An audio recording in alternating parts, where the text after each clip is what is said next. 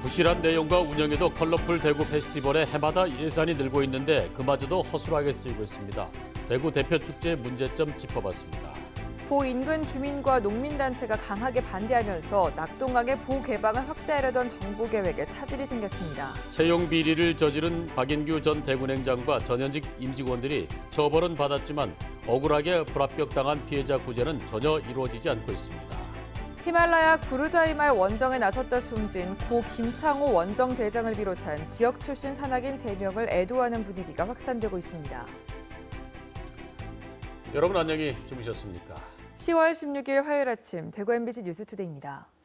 오늘 아침에는 내륙 곳곳에 안개 낀 것이 있어서 교통안전에 유의하셔야 될 것 같습니다. 또한 미세먼지 농도가 높습니다. 외출하실 때 마스크 챙기시기 바랍니다. 자세한 날씨 김명은 기상캐스터가 전해드립니다.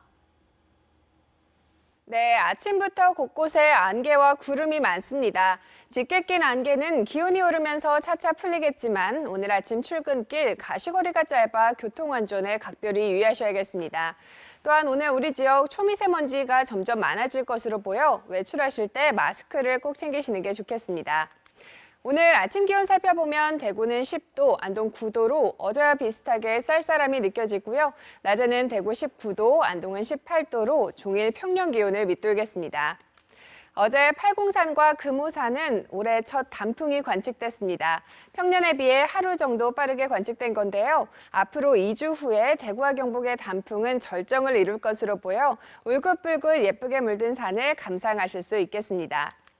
이번 주는 목요일 오후에 비 소식을 제외하고는 대체로 맑은 가운데 일교차가 10도 안팎으로 크게 벌어지겠습니다.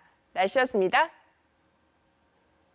대구 대표 축제 컬러풀 대구 페스티벌 문제를 오늘부터 연속 보도해드립니다. 해마다 5월 열리는 컬러풀 대구 페스티벌이 딱히 달라진 내용 없이 예산만 많이 늘어나고 있습니다. 그 과정에서 예산도 허술하게 쓰이고 있었습니다. 윤영균 기자가 취재했습니다. 올해 대구시가 컬러풀 대구 페스티벌에 쓴 돈은 20억 원입니다. 이틀 열리니 하루에 10억 원을 쓴 셈인데 38일간 이어진 대구 국제 오페라 축제, 18일 동안 열린 대구 국제 뮤지컬 페스티벌과 예산이 거의 같습니다. 성격이 비슷한 다른 축제들과 비교해봤습니다. 수성못 주변에서 사흘간 열린 수성 페스티벌은 4억 6천만 원, 우리나라 대표적인 거리 퍼레이드 축제인 광주 충장로 축제와 천안 흥타령 춤축제 역시 기간은 더 길면서도 예산은 절반에서 5분의 1 수준입니다.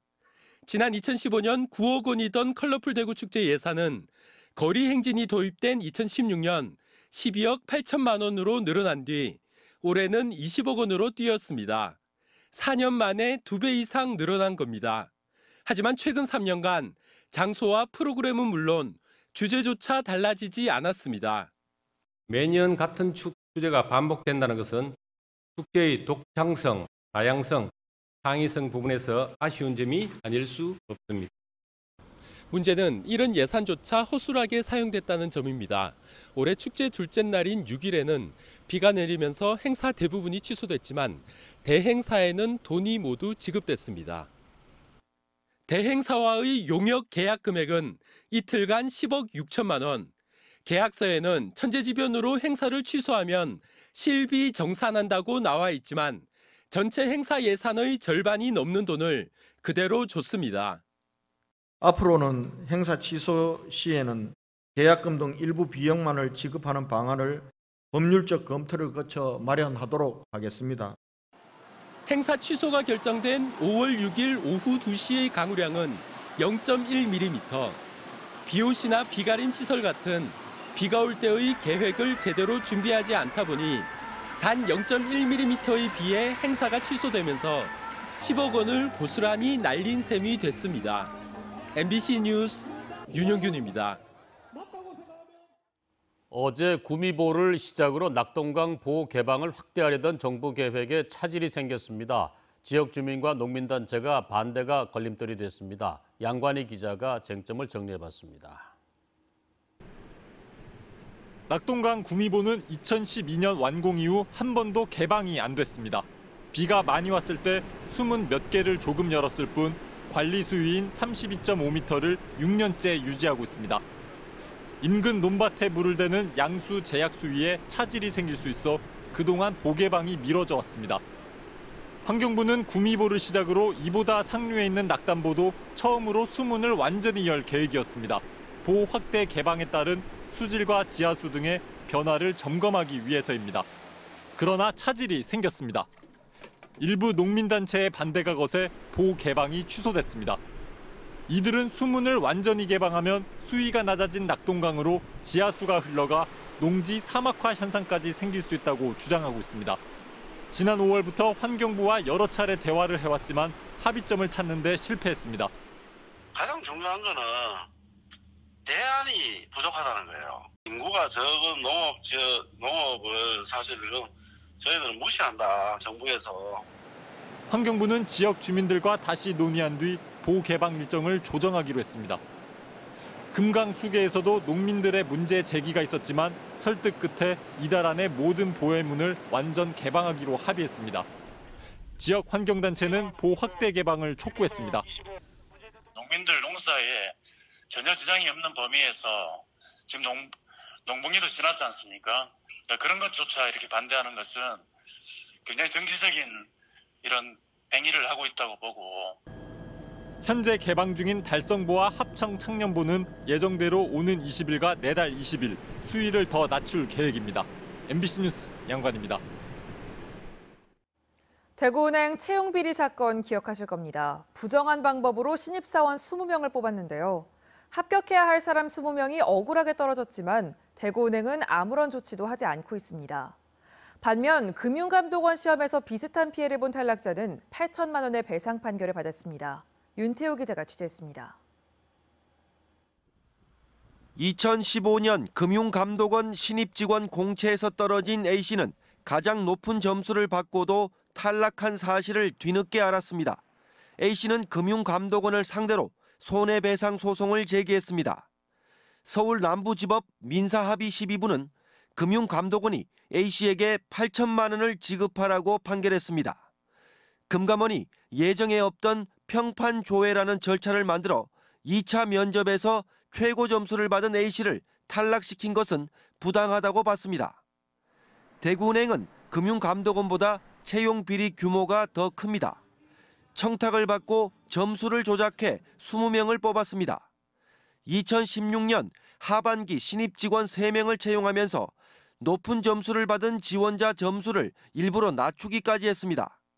재판부조차 탈락자들이 느꼈을 분노와 배신감은 쉽게 해소될 수 없을 것이라며 참담한 심경을 밝혔습니다.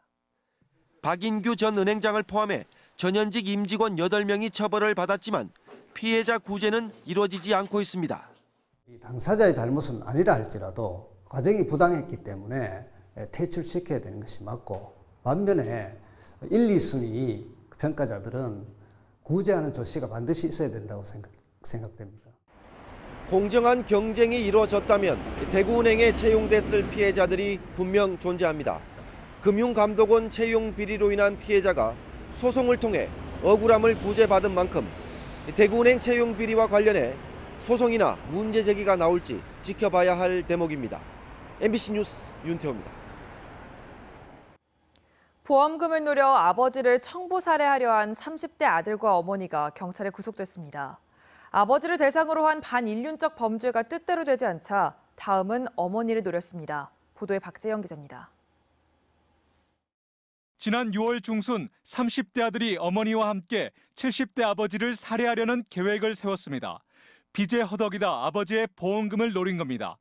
인터넷에서 청부 살인업자를 구한 뒤 경북 울진의 한 해안도로에서 아버지를 차로 치어 살해한다는 계획을 실행에 옮겼습니다. 아버지는 중상을 입었지만 목숨은 건졌습니다. 단순 교통사고로 위장했지만 문자 메시지 한 통으로 발각됐습니다. 빨리 진단서 제출해 주세요.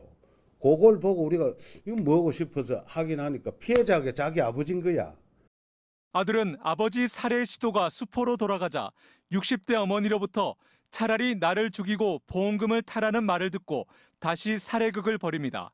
아들은 대구 시내 도로에서 청부 살인업자를 시켜 어머니를 차로 치어 살해하는 계획을 짰습니다.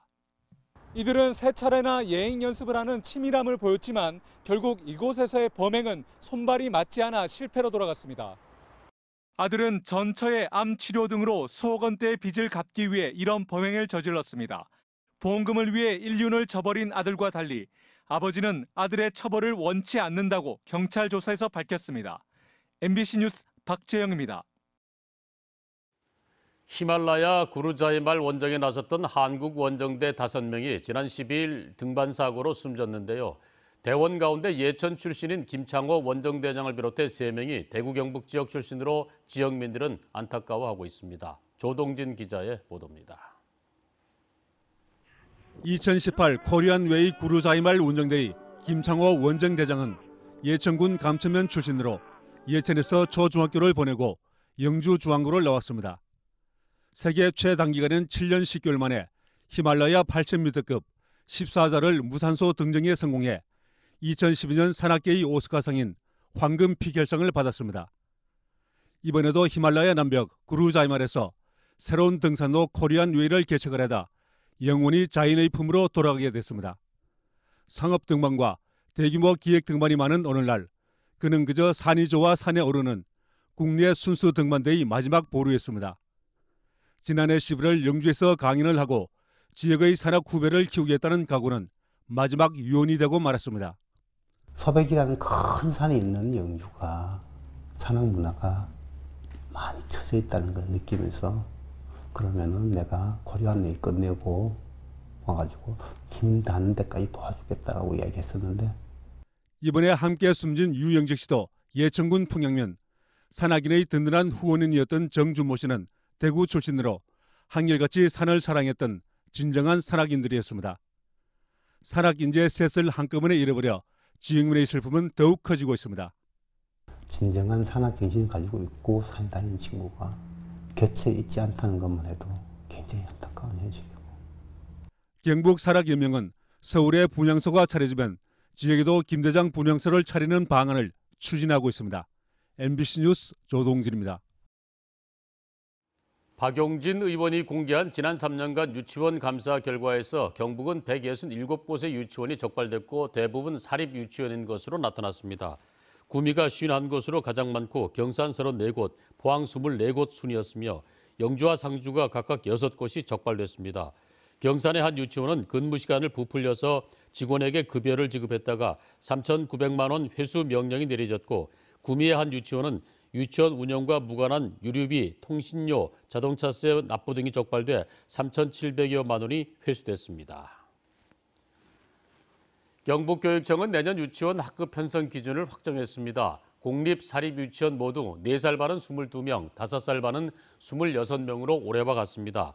3살 반은 현재 공립 16명, 사립 18명에서 16명까지로 편성 기준을 줄이고 혼합반은 현재 24명에서 22명까지 줄입니다. 더불어민주당 대구시당은 이재만 자유한국당 전 최고위원이 공직선거법 위반 혐의로 구속되는 등 책임 있는 당원에 잇따른 불법 행위가 드러나고 있다며 자유한국당은 대구 시민에게 사죄하라고 촉구했습니다.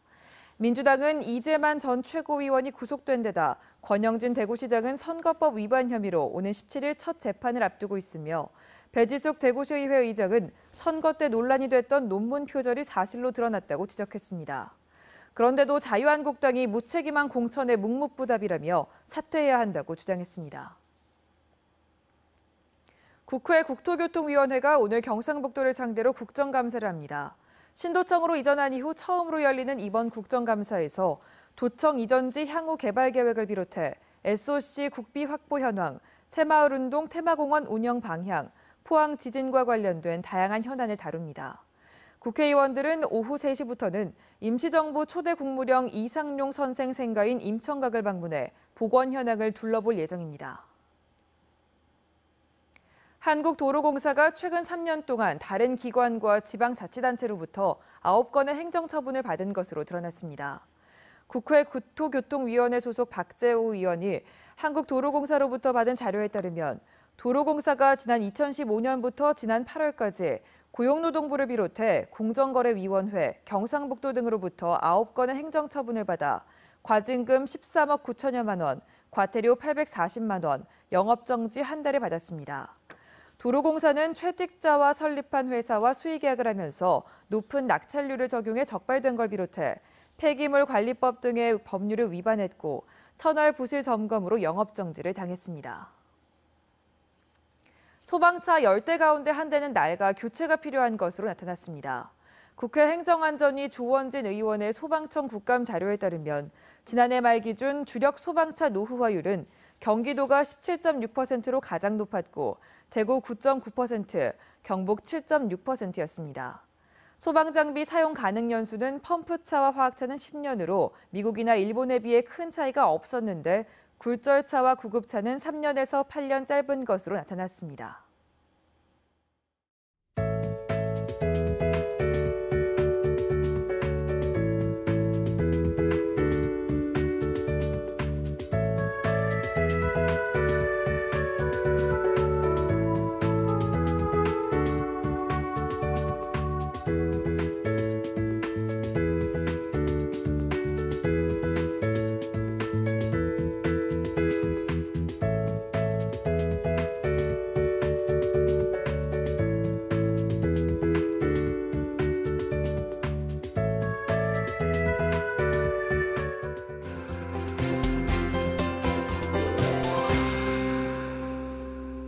아침부터 곳곳에 안개와 구름이 많습니다. 짙게 낀 안개는 기온이 오르면서 차차 풀리겠지만 오늘 아침 출근길 가시거리가 짧아 교통안전에 유의하셔야겠습니다. 또한 오늘 우리 지역의 초미세먼지 농도가 점차 짙어질 것으로 보여 외출하실 때 마스크를 꼭 챙기시는 게 좋겠습니다. 오늘 아침 기온 살펴보면 대구는 10도, 안동 9도로 어제와 비슷하게 쌀쌀함이 느껴지고요. 낮에는 대구 19도, 안동은 18도로 종일 평년 기온을 밑돌겠습니다. 또한 어제 팔공산과 금오산은 올해 첫 단풍이 관측됐습니다. 평년에 비해 하루 정도 빠르게 관측된 건데요. 앞으로 2주 후에 대구와 경북의 단풍은 절정을 이룰 것으로 보여 울긋불긋 예쁘게 물든 산을 감상할 수 있겠습니다. 위성 영상 보시면 오늘은 중국에서 남동진하는 고기압의 영향을 받아 우리 지역 곳곳에 구름이 많이 끼겠습니다. 자세한 지역별 날씨입니다. 대구의 현재 기온 10도, 고령 8도로 출발합니다. 낮 기온은 대구 19도, 고령 18도로 어제보다 조금 낮겠습니다. 상주의 이 시각 기온 9도, 김천 6도로 시작하고요. 낮 최고 기온은 상주 19도, 김천도 19도 예상됩니다. 안동의 아침 기온 9도, 봉화 4도로 출근길 쌀쌀합니다. 낮에는 안동과 봉화 18도로 일교차가 크게 벌어지겠습니다. 울진의 현재 기온 5도, 낮 기온 18도 예상되고요. 바다의 물결은 최고 3m로 일겠습니다. 이번 주는 목요일에 비 소식을 제외하고는 대체로 맑은 가운데 계속해서 일교차가 10도 안팎으로 벌어지겠습니다. 날씨였습니다.